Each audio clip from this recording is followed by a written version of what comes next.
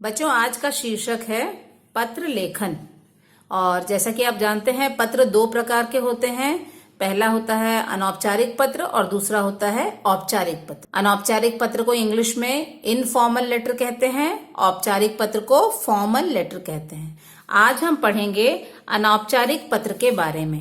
तो यहाँ पर अनौपचारिक पत्र को लेकर बहुत सारे सवाल हमारे मन में आते हैं, जैसे कि अनौपचारिक पत्र किनको लिखे जाते हैं, कौन से ऐसे लोग हैं जिन्हें हम अनौपचारिक पत्र लिखते हैं। दूसरा है इनमें क्या लिखा जाता है। तीसरा है इसकी भाषा क्या होती है, किस प्रकार की भाषा का प्रयोग हम अनौपचारिक पत्र में कर सकते हैं। और सबसे लास्ट और इम्पोर्टेंट चीज ये है कि पत्र का प्रारूप यानी कि फॉर्मेट क्या होता है, किस फॉर्मेट में, किस प्रारूप में इसे लिखा जाता है। तो आइए एक एक करके हम ये सारी चीजें जानते हैं। सबसे पहला है ये किनको लिखे जाते हैं। अनौपचारिक पत्र आप अपने मित्रों को और अपने पारिवारिक सदस्यों को, जो फैमिली मेंबर्स आपके हैं, या उन्हें आप प्रियजन भी कह सकते हैं, सगे संबंधी भी कह सकते हैं, जिनके साथ आपका खून का रिश्ता होता है, ब्लड रिलेशन होता है, उन्हें आप अनौपचारिक पत्र लिखते हैं। और साथ में ऐसे मित्र जो कि अपनों से भी बढ़कर हैं, उन मित्रों को या आपके साथ काम करने वाले लोगों को या आपके साथ पढ़ने वाले लोगों को जो कि अब आपके साथ नहीं हैं, दूर जा चुके हैं, किसी दूसरे शहर में रहते हैं, उन्हें भी आप अनौपचारिक पत्र लिखते हैं। इन्हें जो आप पत्र लिखते हैं वो किस पत्र के अंतर्गत आता है? वो आता है अनौपचारिक पत्र के अंतर्गत। दूसरा प्रश्न है इस तरह के पत्रों में क्या लिखा जाता है। तो जैसा कि ये पत्र आप अपने लोगों को लिखते हैं जिन्हें आप अच्छी तरह से जानते हैं, तो इन पत्रों में आप अपने बारे में लिखेंगे, कुछ उनके बारे में पूछेंगे। अगर आपको उनकी किसी सफलता के बारे में पता है या किसी और तरह की अचीवमेंट के बारे में पता है तो आप उससे संबंधित चीजें लिख सकते हैं। अगर उनका जन्मदिन है तो उन्हें बधाई दे सकते हैं। अगर वो किसी दुख में है, किसी तरह का शोक उनके घर में हुआ है, तो उन्हें सांत्वना देते हुए पत्र लिख सकते हैं। तो जैसा भी दिया गया शीर्षक है उसके अंतर्गत आपको उसकी विषय वस्तु को चुनना है, उसके कंटेंट को चुनना है और लिखना है। तीसरा आता है इसकी भाषा क्या होती है, किस तरह की भाषा का प्रयोग हमें अनौपचारिक पत्र लिखते समय करना चाहिए। तो आइए देखते हैं भाषा से संबंधित क्या बातें हमें ध्यान में रखनी चाहिए। तो यहाँ पर अनौपचारिक पत्र लिखते समय हमें सबसे पहले देखना है जिसे हम पत्र लिख रहे हैं उसके साथ हमारा संबंध कैसा है। अगर हम अपनों से छोटों को लिख रहे हैं पत्र, या अपने से बड़ों को लिख रहे हैं, या फिर अपने समकक्ष, अपने हम उम्र के लोगों को पत्र लिख रहे हैं, इन तीनों ही दशा में आपकी जो भाषा है वो सरल होनी चाहिए। बहुत ही ज्यादा जटिल या कॉम्प्लिकेटेड भाषा का प्रयोग आपको पत्र में नहीं करना है। दूसरी चीज है स्पष्ट भाषा होनी चाहिए। स्पष्ट का मतलब है कि सबसे पहले तो आप जिस तरीके से लिख रहे हैं शब्दों को वो बिल्कुल स्पष्ट होना चाहिए।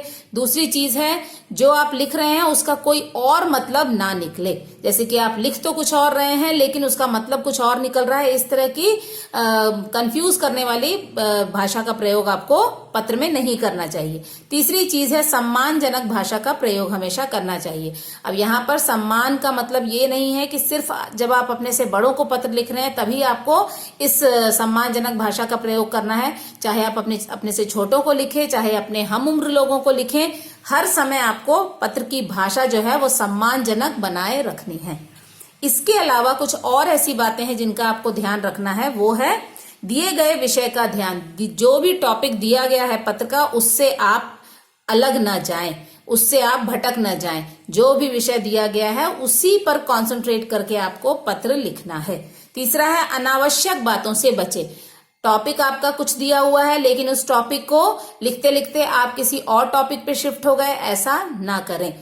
किसी भी तरह की अनावश्यक बातें, और दूसरी चीज है किसी की शिकायत या किसी की बुराई पत्र में ना लिखें। तो इन सारी बातों का आपको भाषा के अंतर्गत ध्यान देना बहुत जरूरी है। अब लास्ट और सबसे इम्पोर्टेंट चीज है जो कि हमें अनौपचारिक पत्र लिखते समय ध्यान रखना है, वो है पत्र का प्रारूप। अनौपचारिक पत्र एक अलग तरह के प्रारूप को फॉलो करते हुए लिखा जाता है और उस प्रारूप को पत्र लिखते वक्त आपको भी फॉलो करना बहुत जरूरी है। तो ये किस तरह का प्रारूप है आइए हम जानते हैं। तो ये है अनौपचारिक पत्र का प्रारूप। सबसे पहले आप पत्र शुरू करेंगे प्रेषक का पता। यहाँ पर प्रेषक और प्रापक इन दो शब्दों का मतलब आपको अच्छे से आना चाहिए। प्रेषक का मतलब होता है जो पत्र लिख रहा है, मतलब कि अगर हम पत्र लिख रहे हैं तो हम प्रेषक हुए, और अगर हम अपने मित्र को पत्र लिख रहे हैं तो मेरा मित्र जो है जिसे ये पत्र मिलने वाला है वो हो गया प्रापक। तो यहाँ पर प्रेषक और प्रापक जो शब्द है उन दोनों का मतलब आपको अच्छे से याद रखना है। तो सबसे पहले हमें अपना एड्रेस लिखना है। इसे बहुत लंबा ना बनाएं और बहुत कॉम्प्लिकेटेड शब्दों का प्रयोग ना करें जिससे कि आपके स्पेलिंग में मिस्टेक्स हों, ऐसी गलती ना करें। बहुत सरल, ये जरूरी नहीं है कि आप जो प्रेजेंट एड्रेस आपका है वही आपको लिखना है। आप कोई भी एड्रेस यहाँ पर खुद से जो कि सरल हो और सरल शब्दों का यूज करते हुए आप यहाँ पर लिख सकें, उस तरह के शब्दों का चयन करके आप यहाँ पर एड्रेस लिख सकते हैं। सबसे पहले यहाँ पर मकान नंबर, मकान संख्या, दूसरा है कौन सी कॉलोनी है आपकी या कौन सा नगर है, जैसे गीता कॉलोनी है या विनायक नगर है। तो जो भी ऐसे सरल शब्द हैं उनका प्रयोग करते हुए किसी नगर या कॉलोनी का नाम लिख सकते हैं। और अंतिम है शहर का नाम। शहर का नाम भी आप बहुत कॉम्प्लिकेटेड ना चुने। यहाँ पर जैसे कलकत्ता है, कानपुर है, आगरा है, इस तरह के जिन शहरों के नाम आप आसानी से लिख सकते हैं वो शहर का नाम आप यहाँ पर तीसरे लाइन में लिख सकते हैं।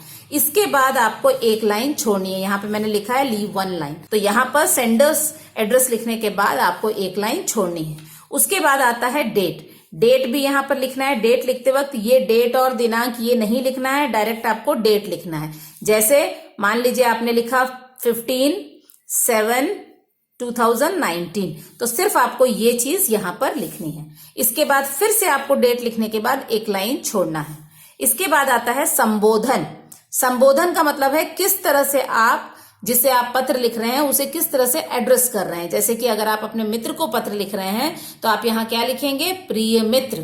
तो ये हो गया संबोधन। इसके बारे में हम आगे डिटेल में बातें करेंगे। सबसे पहले आप जान लीजिए संबोधन में आपको क्या लिखना है। संबोधन में आपको जिसे आप पत्र लिख रहे हैं, अगर आपसे बड़े हैं, अगर आप अपने पिता को पत्र लिख रहे हैं तो आदरणीय पिताजी, तो ये हो गया संबोधन। इसके बाद आता है अभिवादन, सैल्यूटेशन, मतलब आप उन्हें किस तरह से उनका अभिनंदन कर रहे हैं, उन्हें रेस्पेक्ट दे रहे हैं, उसके लिए आपको कुछ शब्दों का प्रयोग करना है।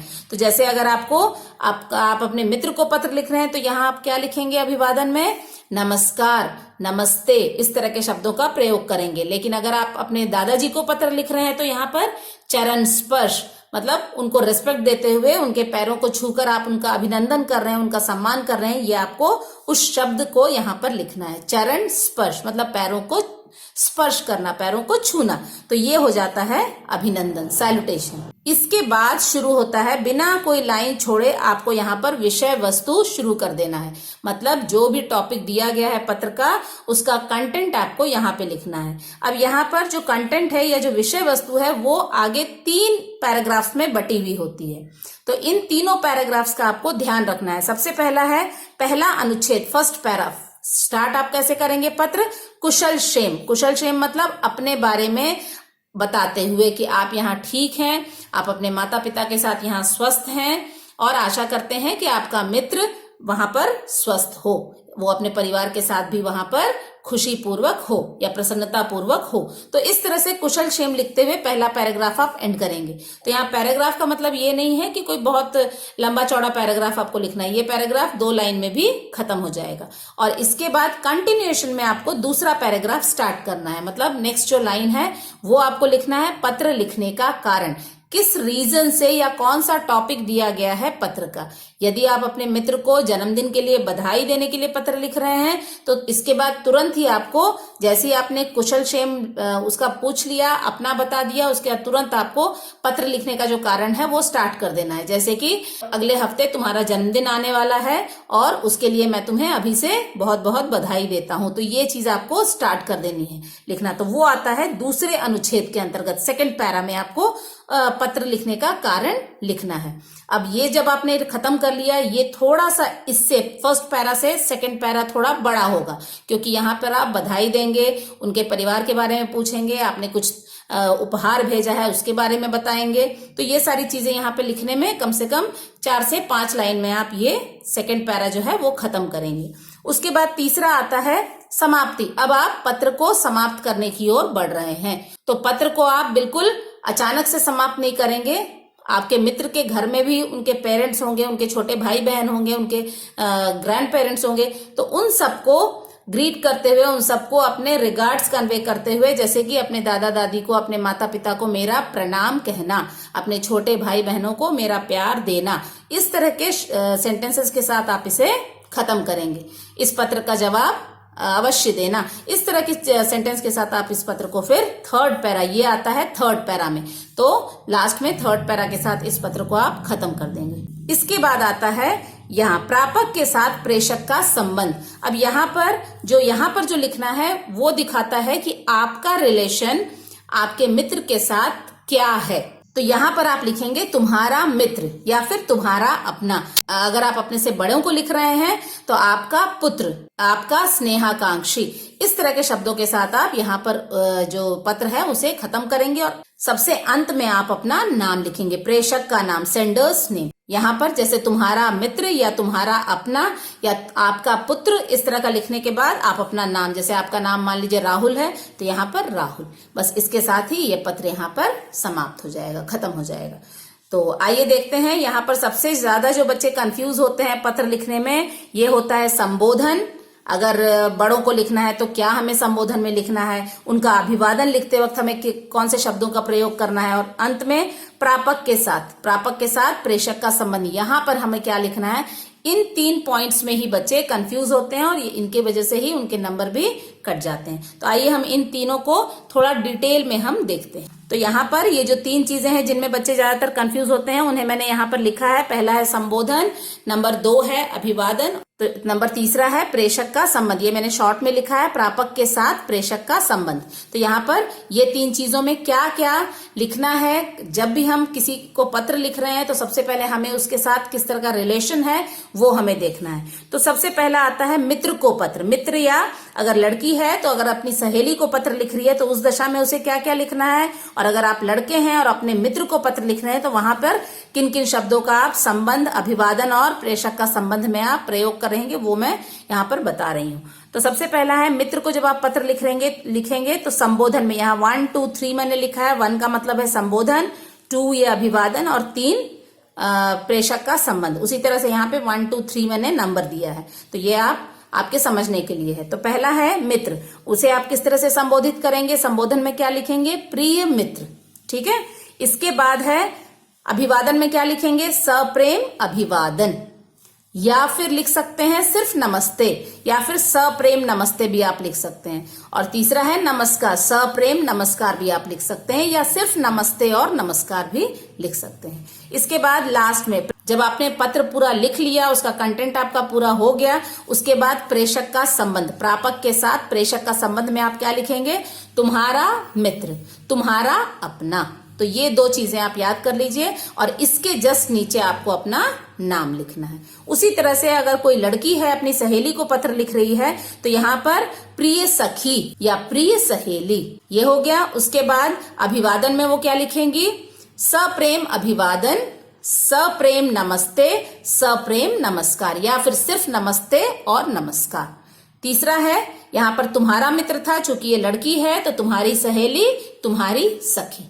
अब यहाँ पर तुम्हारी अपनी आपको नहीं लिखना है, ये ग्रामेटिकली आपको सुनने में सही नहीं लग रहा है, तो यहाँ पर तुम्हारी सखी या तुम्हारी सहेली आप लिख करके इसे एंड करेंगे, और इसके जस्ट नीचे आप अपना नाम लिखेंगे। अब इसके बाद ये तो हुई जब आप अपने मित्र को और अपनी सहेली को पत्र लिख रहे हैं, तो इस तरह का संबोधन, अभिवादन और प्रेषक का संबंध आपको लिखना है। अब यदि आप अपनों से बड़ों को लिख रहे हैं, अब यहाँ पर जैसे कि आप अपनों से बड़ों को जब पत्र लिख रहे हैं, बड़ों में कौन कौन आ जाते हैं, पिताजी, चाचा जी, बड़ा भाई, दादाजी, मामा जी, नाना जी, फूफा जी। तो इस तरह के और भी बहुत सारे रिलेशंस हैं जो आपसे बड़े हैं और उनको कभी ना कभी आप पत्र लिखते हैं। वहां पर अब आपने एक चीज नोटिस की होगी, यहाँ जितने भी हैं, जो भी परिवार के आपके रिलेशन में है, सारे मेल जो हैं मेंबर्स का मैंने नाम लिखा है, जैसे कि पिताजी, चाचा जी, ये सभी मेल कैटेगरी में आते हैं। अब उसी तरह से यहाँ पर थोड़ा सा डिफरेंस होता है जब आप मेल अपने जो रिश्तेदार हैं उनको लिखते हैं, और इन्हीं के साथ जब जो फीमेल आपके जो रिलेटिव्स हैं, जैसे कि दादी जी, माता जी, नानी जी, मामी जी, बुआ जी, बड़ी बहन, चाची जी, तो ये सारे फीमेल आपके परिवार के सदस्य हैं। तो इनको लिखने में क्या डिफरेंस होता है, और इनको लिखते वक्त आपको संबोधन, अभिवादन और प्रेषक का संबंध में क्या डिफरेंस है, ये आप यहाँ पर एक साथ देखेंगे। तो जैसा कि आप लोगों को पता है नंबर 1, 2, 3 किस चीज को बता रहा है। नंबर 1 बता रहा है संबोधन लिखने को, दूसरा है अभिवादन का और तीसरा है प्रेषक का संबंध। तो यहाँ पर जब आप अपने पिताजी, चाचा जी, बड़े भाई इनको पत्र लिखते हैं जो मेल मेंबर्स हैं आपकी फैमिली के, तो उस समय आप किस तरह का संबोधन लिखेंगे। यहाँ पर पूज्य, पूज्य जो भी है पिताजी, पूज्य चाचा जी, पूज्य भैया, बड़े भाई नहीं लिखेंगे आप, बड़ा भाई है तो उसे आप भैया कहेंगे, पूज्य भैया, पूज्य दादाजी, पूज्य मामा जी। उसी तरह से इनको भी आप शुरू में लगाएंगे और बाद में जिनको आप पत्र लिख रहे हैं उनको उसके बाद उनका नाम लगाएंगे। नाम का मतलब पिताजी, आप ये नहीं लिखेंगे अगर आपके पिताजी का नाम मान लीजिए राकेश सिंह है तो आप ये नहीं कि पूज्य राकेश सिंह, ऐसे नहीं लिखेंगे, पूज्यनीय पिताजी, आदरणीय चाचा जी। तो इस तरह से रिलेशन जो है वो आप इनके बाद आप यहाँ पर जो भी रिलेशन में आपके हैं जिनको आप पत्र लिख रहे हैं वो चीज आप यहाँ पर लगाएंगे। इसी तरह से दूसरा आता है अभिवादन। अब इनका अभिवादन आप कैसे करेंगे, तो यहाँ पे होगा पूज्य दादाजी प्रणाम, या फिर पूजनीय मामा जी सादर प्रणाम। ये थोड़ा सा और रेस्पेक्ट के साथ है, सादर, सादर मतलब आदर के साथ, विथ ड्यू रिस्पेक्ट, तो यहाँ पर सादर प्रणाम। और एक और है जो जिस वर्ड से आप उनका अभिवादन कर सकते हैं वो है चरण स्पर्श। वैसे तो देखा जाए तो हमसे जो भी बड़े हैं उन्हें हमें चरण स्पर्श ही लिखना चाहिए। तो यहाँ पर पूजनीय दादाजी चरण स्पर्श, पूजनीय दादाजी सादर प्रणाम। तो इस तरह से जो भी आपको चाहिए उस तरह से आप इसे कॉम्बिनेशन बना करके इसको यूज कर सकते हैं। अब ये हो गया ऊपर का संबोधन और अभिवादन। उसके बाद नीचे जब आपने पत्र लिख लिया, कंटेंट आपका खत्म हो गया, उसके बाद लास्ट में आप जब एंड करने लगेंगे पत्र को, अपना नाम लिखने से जस्ट ऊपर वहां क्या लिखेंगे आप, आपका पुत्र या बेटा, आपका बेटा, आपका स्नेह पात्र।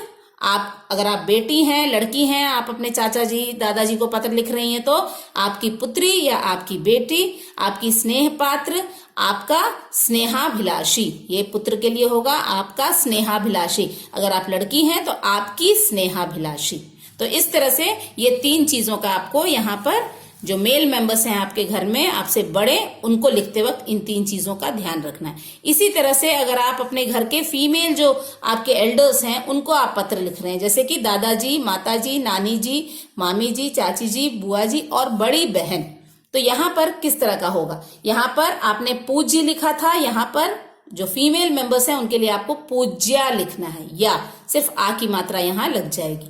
यहाँ पे पूज्यनीय था, यहाँ पे पूजनिया, यहाँ पे या लग जाएगा। उसी तरह से आदरणीय था तो यहाँ पर आदरणीया, ये फीमेल मेंबर्स के लिए ये आएगा आपका। तो इस चीज का आपको ध्यान रखना है। ये आ गया संबोधन, नंबर 1 संबोधन, नंबर 1 संबोधन में।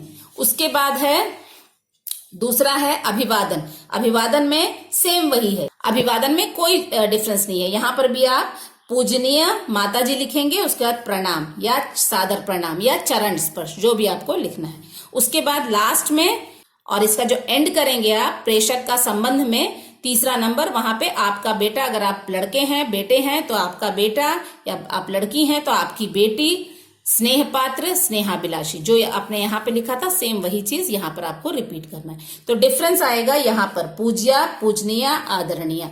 तो इस चीज का आपको ध्यान रखना। इसके बाद आता है जब आप अपने से छोटों को पत्र लिखेंगे, आपके छोटे भाई बहन हैं या आप अभिभावक हैं, पेरेंट्स हैं और आपके बच्चे कहीं दूर पढ़ते हैं, पुत्र है, पुत्री हैं, तो उसे आप जब पत्र लिखेंगे तो किस तरह से उसका संबोधन होना चाहिए, नंबर 1 अभिवादन होना चाहिए, नंबर 2 और तीसरा प्रेषक का संबंध होना चाहिए, ये नंबर 3 के अंतर्गत हम देखेंगे। तो सबसे पहले छोटे जो भी हैं, छोटे चाहे भाई हो, बहन हो, पुत्र हो, पुत्री हो, तो उसके लिए आपको प्रिय, प्रिय जो भी उसका नाम है, प्रिय सुमन, परम प्रिय सुमन, चिरंजीव सुमन, या फिर अनुज। अनुज और अनुजा का मतलब होता है, अनुज का वर्ड का मतलब ही होता है अपने से छोटा, और अनुजा का मतलब अपने से छोटी लड़की के बारे में होता है। तो ये इन सारे वर्ड्स को आप यूज कर सकते हैं संबोधन में।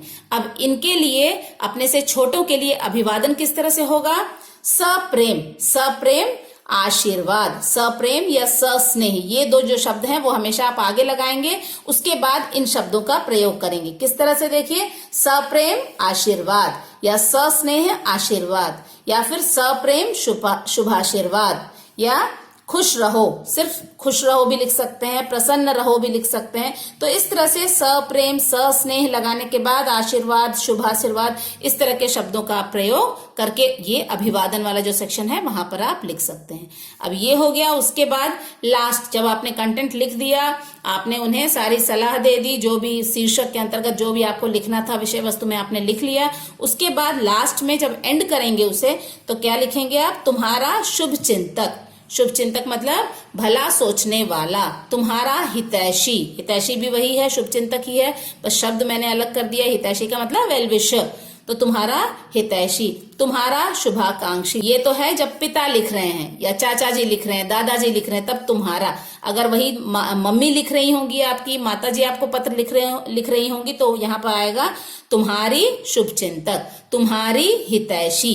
तो यहाँ पर मैंने ये फीमेल वाला भी लिख दिया है। देखिए, अगर आपकी माँ आपको पत्र लिख रही हैं, आपकी चाची जी लिख रही हैं, आपकी दादी जी, नानी जी लिख रही हैं, तब क्या होगा? तुम्हारी शुभचिंतक, तुम्हारी हितैषी, तुम्हारी शुभाकांक्षी।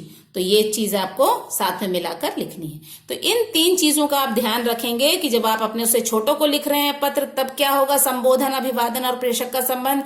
जब अपने मित्रों को लिख रहे हैं या अपने परिवार में बड़े सदस्यों को, बूढ़े बुजुर्गों को लिख रहे हैं, तब किस तरह से आपको संबोधन, अभिवादन और प्रेषक का संबंध का ध्यान रखना है। अब इसके बाद हम एक छोटा सा एग्जाम्पल लेंगे, एक टॉपिक लेंगे पत्र का, और उसे देखते हैं हम किस तरह से इस प्रारूप के हिसाब से हम लिखेंगे। तो यहाँ पर जैसा कि आप देख रहे हैं, पत्र का शीर्षक है अपने मित्र को कक्षा में प्रथम स्थान प्राप्त करने पर उसे बधाई देते हुए पत्र लिखो। तो ये पत्र किस तरह का पत्र है? बधाई पत्र है। किसी को बधाई देते हुए आप पत्र लिखना है। वो कौन है? आपका मित्र। तो आइए देखते हैं क्या है, किस तरह से हम इसे स्टार्ट करेंगे। जैसे कि हम लोगों ने देखा था, तो यहाँ पर प्रारूप के हिसाब से सबसे पहले आपको क्या लिखना है? प्रेषक का पता। तो ये हो गया हमारा प्रेषक का पता। बहुत सिंपल तरीके से प्रेषक का पता लिखना है। 165/3 विनायक नगर, मुंबई।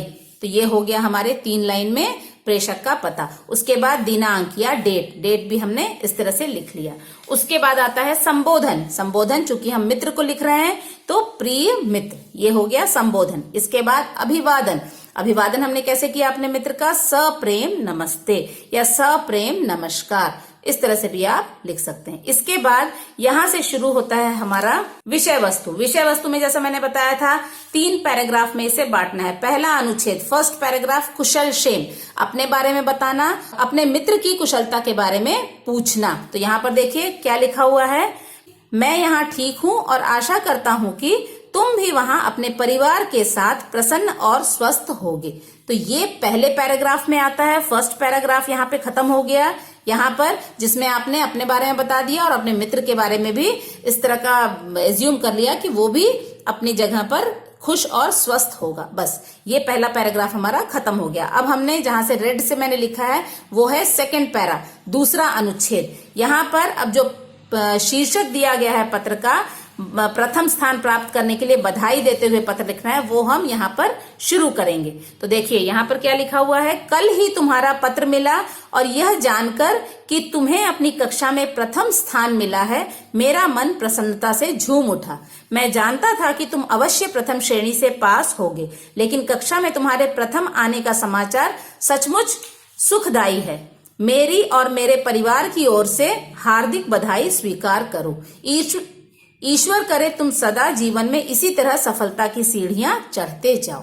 तो ये चीज जो है सेकंड पैराग्राफ, जिसमें कि पत्र लिखने का कारण, यहाँ पर हमने पत्र लिखने का जो कारण है मित्र को बधाई देना, वो हमने इतना बड़ा लिखा है। इसमें कम से कम 3 या 4 सेंटेंसेस हैं जिसमें हम मित्र को बधाई दे रहे हैं और उसकी खुशी में हम भी बहुत प्रसन्न हैं, इस बात को हम बता रहे हैं।